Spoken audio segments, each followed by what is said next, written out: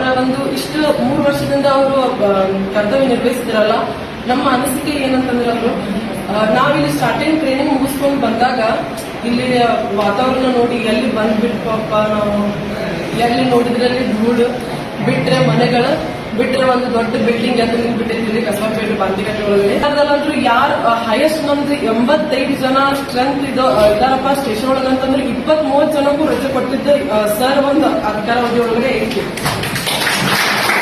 ಆಮೇಲೆ ನಾವು ವೈದ್ಯಕೀಯ ಸಮಸ್ಯೆಗಳಾದಾಗ ಒಂದು ಉದಾಹರಣೆ ಅಂತಂದ್ರೆ ನಮ್ದೇ ಹೇಳ್ತೀನಿ ನಾನು. ಅಕ್ಟೋಬರ್ ಲಾಸ್ಟ್ ಇಯರ್ 2024 ಅಕ್ಟೋಬರ್ ಅಲ್ಲಿ ನಮ್ಮ ತಾಯಿಯವ್ರಿಗೆ ಹುಷಾರಿರ್ಲಿಲ್ಲ. ಮತ್ತೆ ಆ ಟೈಮ್ ಒಳಗಡೆ ನಂದು ರಜೆ ಎಲ್ಲ ಖಾಲಿ, CL ಎಲ್ಲ ಖಾಲಿ ಆಗ್ಬಿಟ್ಟಿದ್ರು.